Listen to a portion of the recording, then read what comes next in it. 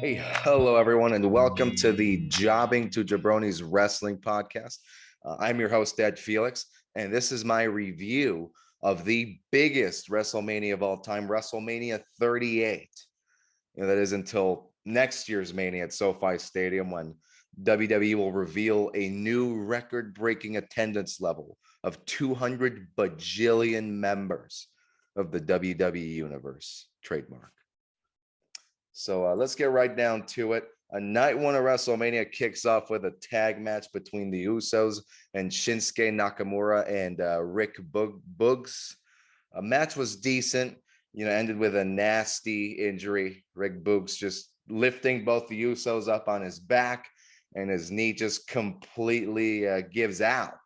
Apparently, Roman's been feeding these guys pretty well because they put on some weight and nobody told Rick. So his patella just exploded. Also add that last Friday on SmackDown, Rick actually faked a knee injury to gain the upper hand on whoever he was wrestling. I can't remember who. So that was some very weird foreshadowing. Anyway, the Usos win this match, and it sounds like Rick's going to be out of action for a year with that torn quad. It really is a shame he didn't tear both quads at the same time, or he'd be in the running to replace Austin Theory as Vince's new prodigy. But best of luck to Rick. Hope he has a quick healing session here. Then we get Drew McIntyre versus Mr. Worldwide Pitbull, who's apparently put on some muscle. Terrific match overall. Definitely exceeded expectations. I was a bit iffy on the finish. Drew McIntyre won, but now I like the finish. Having Drew McIntyre impale Baron Corbin with the Claymore and, displaying him in the middle of the ring like a kebab as a warning to every other wrestler in the back. Genius ending, in my opinion. They should do that more often. And we finally got to watch Drew stab somebody, so that's always a plus. Then we get Rey Mysterio and Eddie Guerrero's kid versus The Miz and Logan Paul. And Rey comes out dressed as Mexico. Dominic comes out dressed as the United States. And if world history has taught us anything, it's that Dominic is about to turn heel on his dad. I myself am Mexican, and I fully expect Vince to give Dominic a Border Patrol gimmick before the year is over. Honestly, they got to try something different with Dominic. He's been in WWE for 3 years now, and he's been attached at the hip to his dad the entire time. It really hasn't gotten a chance to show any charisma if he does have it. So I'm hoping they try something different with him this year. Anywho, everybody in my watch party was shitting on Logan Paul for the entirety of the match, which means he did a really good job. I want to hate on the guy as much as everybody else, but he's an amazing wrestler. He put the work in at the Performance Center. Definitely, one of the best celebrity performances ever, easily. He hit a three amigos on Dominic at one point and did a little Eddie shuffle on the turnbuckle.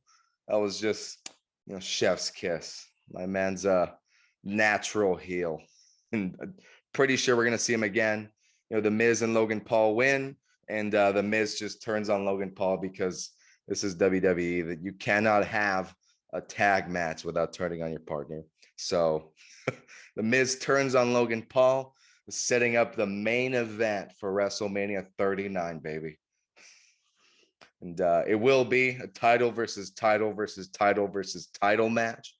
The winner will receive all belts in the WWE, including the tag team titles and the 24/7 championship. So that's going to be your main event, Mania 39 at SoFi Stadium. And the new WWE Universe belt will come in a really striking red leather that will be sure to fuck up your eyes badly every time you look at it. So looking forward to that. Anyway, then we move on to Bianca versus Becky. And honestly, if this match had main evented night 2, I would have been perfectly happy with that. Arguably the best match of the weekend. And I'll tell you this, Roman and Brock have main evented Mania, 35 times. And none of those main events have been half as good as Sasha versus Bianca last year or Becky versus Bianca this year. And, that kind of says a lot. I'd imagine it'll be a little while before they let the women main event night 2 again, which is a shame because these manias could end so much better. Anyway, back to the match. Becky comes out, ready to induct Bianca into the misery business. Yeah, that's that's the new stable run by MVP. Becky comes out, out of the gate super, super confident, but she never meant to brag. You could be sure about that. Really great baby face versus heel dynamic going on here. Bianca's just so lovable as the underdog. And that was amplified by the fact that she caught a flying 450 to the face from Becky. And her eye just immediately swells up and just shut closed. In that moment, I thought, Becky's got her where she wants her now. But Bianca pulls through and nails Becky with the KOD, and Sasha is dead. Bianca is the new Raw Women's Champion, so looking forward to seeing her new reign. Hopefully, it doesn't end in 20 seconds flat at the next SummerSlam. And then we move on to one of the biggest moments of the weekend. The prodigal son returns to WWE. Hornswoggle makes his way to the ring and challenges Wee Man to the biggest WrestleMania main event of all time, brother. No, not really. Seth Rollins stands in the ring waiting for Shane McMahon's music to hit. But instead we get adrenaline in my soul. Here's the mid-card Cody Rhodes. And it looks like WWE is going to treat Cody like a really big deal. He looked like he just stepped out of Dynamite. Same music, same gear. He got his Cody Vader entrance, which looked cool as hell. I'm not going to lie, it's coming right up the floor. And then he and Seth had a banger of a match. A lot of teases for the pedigree, but ultimately Cody ends Seth Rollins with 245 Crossroads finishers. I believe that's one for every time he was forced to put on the Stardust face paint. So quite a poetic ending. just a really, huge moment. I know, Cody's getting a lot of hate online for, quote unquote betraying AEW, but, seeing him coming out night 1 just cements the fact that this was the best decision he's ever made. He had no more booking power in AEW. He hated the executive stuff by the end. He couldn't challenge for the world title, which sure it was his fault. His salary hit a ceiling. Tony Khan was never going to pay him CM Punk money. So given the circumstances, he made a genius move here. Vince is probably paying him CM Punk money now. I'm sure his contract guarantees him a world title run. And he's going to be executive producing that documentary with his dad or about his dad, which I'm sure is going to end with Cody, holding up the WWE championship as it fades to black and, cementing his family's legacy and all that good stuff. I haven't been the biggest fan of his work in AEW, but I think everybody in any professional industry can learn a lot from what Cody did here. Whether you like him or not, not having your heart set on any one company and getting that bag, that's what's best for business, man. He's killing it. And up next, we had Charlotte Flair versus Ronda Rousey. And I had a great 10 minutes with this one because I was in the kitchen cooking myself a steak. I had no interest in this match whatsoever. Ronda's promos really make me want to never watch pro wrestling again. Her shit talking is just, confusing. And for some reason, sounds like she's flirting at the same time. It's really weird. like, last Friday on SmackDown. Oh yeah, Charlotte. So you think you're the me of WWE? Yeah, you like that? You like that, Charlotte? It's just, it's like a it's like a Karen and you know, a, I don't know, a Karen and another flirtatious Karen combined. I don't know what's going on there. And once we're done with that, totally fucked up my steak, by the way. Came out, Michelin tire, well done. Um, anyway, we're on to the main event of night one. Stone Cold Steve Austin on the Kevin Owens show. Nobody really knows what to expect. This is WWE after all. Um, I don't think there's anybody in the WWE universe, trademark, that didn't think this massively exceeded expectations. Stone Cold is 57 years old. We weren't even sure we'd get an actual match. I thought maybe we'd get a quick stunner and a beer bash, send the crowd home happy, hype them up for night two. And then 5 minutes later, Stone Cold is taking a suplex on the pavement. A 15-minute no holds barred epic. Just goddamn. Everybody I was with was just screaming like a little kid, even people that have no interest in wrestling. I was a little worried watching Stone Cold do those first few mud hole stomps. Really slow, but it's like something just clicked after that, and it was like riding a bike for him. And I cracked up when Stone Cold gave KO a joyride on his ATV. One of my one of my friends thought Stone Cold was just gonna drive the ATV off the ledge and just kill both of them. And then, of course, Stone Cold beats Kevin Owens by opening up a can of the ass whip, and everybody I was with just lost their collective shit. We were partying like it's 1998, baby. And if somebody told me, 10 years ago that the main event of WrestleMania 38 was going to be Kevin Owens versus Stone Cold Steve Austin, I would say, first of all, who the fuck is Kevin Owens? And second of all, I would say, wow, that's so oddly specific. You must know something that I don't. So I believe you. But that is actually such an insane thing to say. You should still check yourself in a rehab. But it happened. And, incredible main event, far exceeded expectations. Just amazing to see Stone Cold main eventing WrestleMania after being out of the ring for 20 years. And just like that, we're done with night one. And I don't know about you, but I much prefer a 2-night WrestleMania than what we've gotten in the past.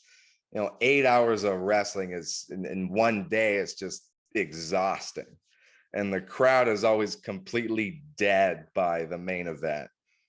Past Roman Reigns versus Brock Lesnar main events are a testament to that.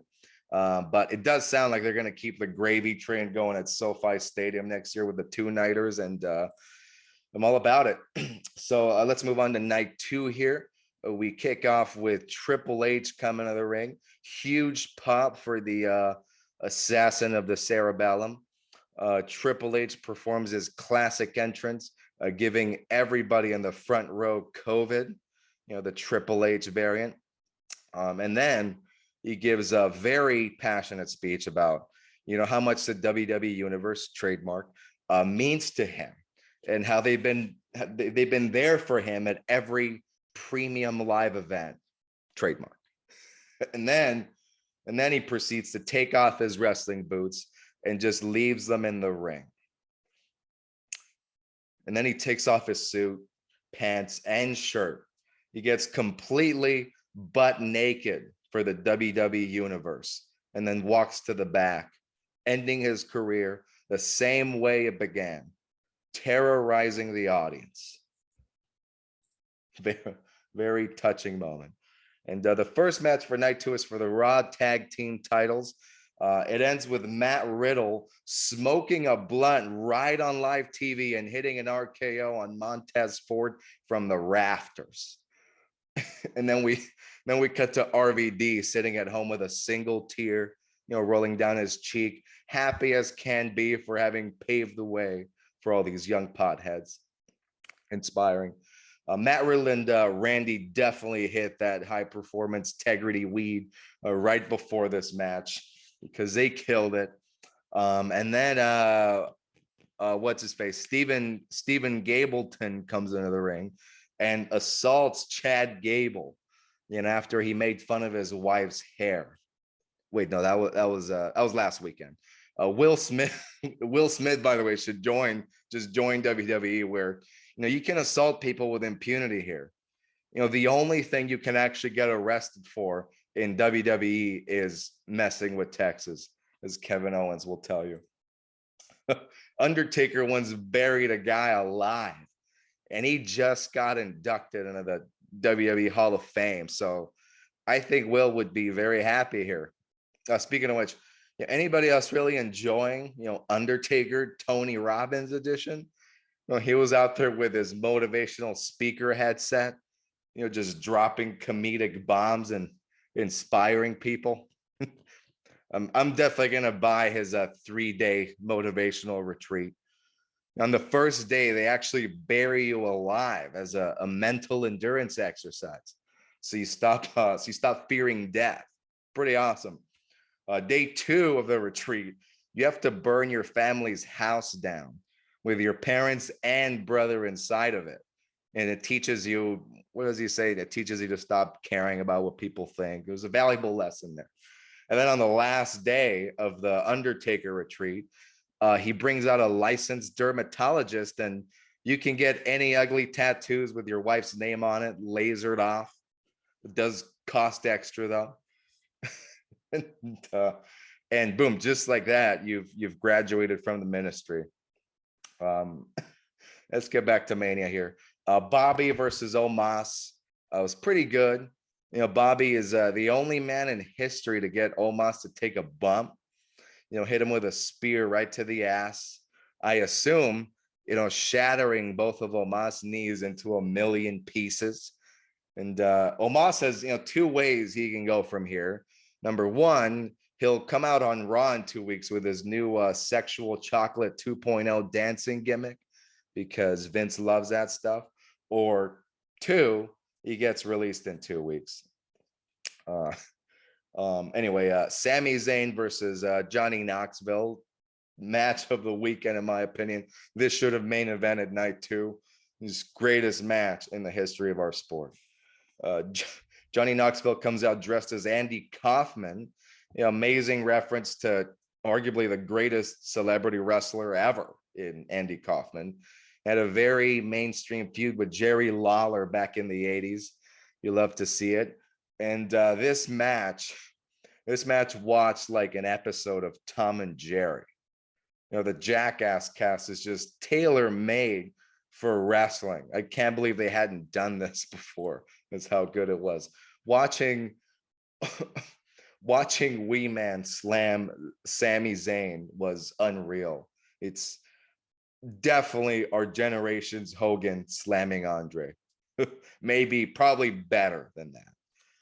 A lot of physical torture going on in this match, which went over very well with the crowd. I assume because they're all Cowboys fans. They're used to it.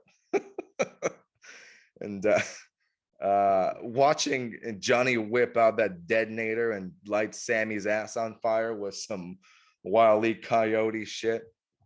And during the finish, the giant mouse trap Johnny Knoxville was using malfunctioned, but leave it to Knoxville to operate that thing manually. That's a man that knows a mouse trap like the back of his hand. Just save the finish. I hope we get a sequel to that match. That was amazing. And then we get the women's tag team title match. Sasha comes out in a Lambo and just drives it straight into the crowd, cementing her heel turn. Such good shit, pal. Liv Morgan and Rhea Ripley come out advertising the new 50 Shades of Grey movie, which makes sense because every fan of wrestling is sadomasochist at heart. You have to be. You get punished nonstop, and then every few years, Vince will let you pop a nut, like this past weekend. And anyway, the match starts. Undertaker runs into the ring, beats up Liv Morgan, and throws Sasha Banks on top of her for the pin, because nobody's going to have their streak broken at WrestleMania except for the dead man, brother. And so Sasha's WrestleMania losing streak is over. Sasha and Naomi win the tag titles, and they both start sobbing. I assume because they realize, being tag team champions in WWE is worse than being unemployed. And then we get the dream match: Edge versus AJ Styles, baby. My two favorite wrestlers of all time, just battling it out on the grandest stage of them all, at the showcase of the Immortals. And it sucked. I know I'm going to get shit for this, blah, blah, match psychology, slow build, blah, blah. But, no instant classic WrestleMania match ever ended with interference. The people that like this match are the same people that like Marvel's The Eternals. Just admit you were wrong and remove yourself from modern society. Just like The Eternals, this match was slow as hell and had a shitty ending. All right. This match reminded me of the AJ versus Nakamura match from Mania 34. Just another dream match that unfortunately also massively underdelivered, especially after what Shinsuke and AJ did in New Japan. Everybody I was watching with fell asleep during the AJ and Edge match. I had to wake them up for the main event. I went to the bathroom mid-match, which never in a million effing years did I think I'd do in the middle of a match between my two favorite wrestlers. All right. It was just boring. So yeah, I just went to the bathroom and cried. Also, I think we may have missed the better first half of the match backstage that happened backstage, because AJ came out looking like he took some personal advice from Cody Rhodes, just bleeding a big one out there. Apparently AJ whacked his head on the giant Texas star on stage, and then AJ no-sold Texas. You don't do that, AJ. Kevin Owens got arrested for less than that. Texas has executed people for less than that. So you best straighten yourself out, AJ. Anyway, the match ends with interference by Damian Priest. Edge pins AJ and then announces that he's forming a BDSM stable with Damian Priest, Liv Morgan, and Rhea Ripley. So next WrestleMania, they probably bring in Rihanna, is my hot take prediction. And I'll end this match on this note. I love Edge, favorite wrestler of all time. But I don't know who told him that he's the new Bret Hart and needs to have 30-minute matches with everyone. You don't need it against every opponent. Sometimes a quickie is good. Not if it's the main event, maybe, because that's another. I'll touch on that in a minute, but you know what I'm talking about. Just unfortunately, awful match. And then after that, we get another tag match, the New Day versus Butch and the guy from the Snickers commercial. New Day comes out doing a very touching tribute to Big E. And then they get jobbed out to the guy that broke his neck in 2 minutes. I would have liked to see AJ versus Edge, go 2 hours shorter so we could actually enjoy this match. One positive note, though, Pete Butch got his first WrestleMania match, so happy for him. And then we move on to Pat McAfee versus Austin Theory. That was insane. Pat reused some of the spots he used in the match with Adam Cole in NXT, and Genius move, honestly. A backflip off the turnbuckle, swanton bomb. These guys put in the work. That was a dope match. And then, of course, we get an impromptu Vince McMahon versus Pat McAfee match, because if Stone Cold is wrestling at 57, then God damn it, I'm going to be wrestling at 77, pal. Such good shit. Dude, when Stone Cold hit Vince with that stunner, I straight up thought that Vince was dead. I was like, this old man just broke every bone in his body. But then he finally moved a little bit and, let us know he was alive. Saw this comment on Reddit from user International Fig 905. He said, I was there live and I felt like I was watching my grandpa starting a bar fight with a motorcycle gang. Oh, Jesus. And then to top it off, Vince proceeds to have the two worst botches of the entire weekend, which he's like 80,000 years old. I get it, but still hilarious. Number one, he reacted to Austin Theory's music thinking it was Stone Cold's. So you kind of knew Stone Cold was going to come out, or at least that somebody was going to do a run-in. And number two, he had the worst, stunner cell of all time. Worse than Linda McMahon, but Stone Cold just laughing his ass off, just more than made up for it. And I was laughing so hard, I spit out my broken skull American lager.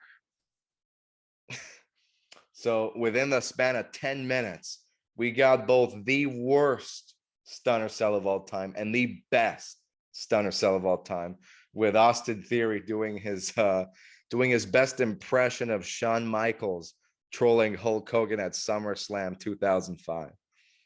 Inspirational. Also, everybody I was watching with had actual tears in their eyes after watching Pat McAfee drinking beer on the floor after getting stunned. That man's got a mind for pro wrestling. That gif is going to live forever. And that segment was exactly what Night 2 needed to get people hyped up for the main event. And speaking of which, the main event, baby.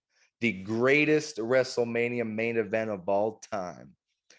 Greater than the greatest Great Royal Rumble. Roman Reigns versus Brock Lesnar in a title versus title unification match. The winner will become the new WWE Universally Heavy World Champion of the Galaxy, brother. So we start with Roman walking to the ring, wearing his traditional Hawaiian chili peppers. Smart move, honestly. Just, rub them all over your fist before you do the Superman punch and incapacitate your opponent. No wonder the match ended so quick. Then out walks Brock Lesnar, just ready to fuck someone up. Joe Rogan once said, if Brock Lesnar wanted to use you as a condom to fuck another person, you'd have no choice in the matter. And I truly believe that, seeing this guy walk out. And what's even more terrifying is now he'll wear a cowboy hat and smile while he does it. This nightmare fuel. By the way, before I forget, I really enjoyed watching that Snickers commercial 525 times over the course of a single weekend. It's found it very relatable. If my fiance and I went to an autograph signing together, she would totally pull that shit on me. She'd be like, hey, Mr. Brock Lesnar, last night my fiance said you're a part-time pussy who shouldn't have ended the Undertaker's streak. And then Brock Lesnar would use me as a condom. Back to the match. A very disappointing and anticlimactic way to end, sadly. Very sad way to end WrestleMania after 2 nights of bangers. But, I'm hearing rumors that Roman may have dislocated his shoulder during the match. I don't know if that's true. But, I mean, come on. Triple H tore his quad during New Year's Revolution in 2007 and just kept going as planned. Why can't Roman Reigns just risk his safety and well-being to satisfy, marks like me on the internet? Just don't get it. I heard somebody say, it's probably one of the Germans that injured him. Bobby Lashley also messed up his shoulder, taking a German from Brock at the Rumble, or maybe it was the Kimura from Brock. Personally, I think those theories are all wrong. I have a very reliable source telling me that Roman dislocated his shoulder while vigorously cocking his forearm for the Superman punch. And that happened to me one time, but I didn't have proper training like Roman Reigns. It's actually surprisingly easy to dislocate your shoulder while stroking your forearm if you do it with poor form. Just, warning to all the guys out there trying that.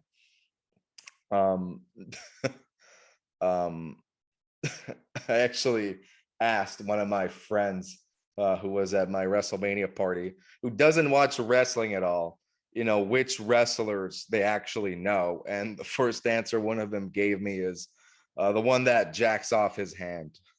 I assume they're talking about Roman, but I've heard stories about Randy too. So there's that. Anyway, Roman wins via spear. And I like to believe that he wanted to win the other belt just so Paul Heyman could have a belt too. Really stand-up guy, Roman. But I'm sure, Roman and Brock will more than make up for it and outdo themselves in the main event of Mania 39 next year. So see y'all there. And hey, with that, that's all I got for y'all today. This has been the Jobbing to Jabronis Wrestling Podcast. Don't forget to do the job for that subscribe button and give a push to that like button.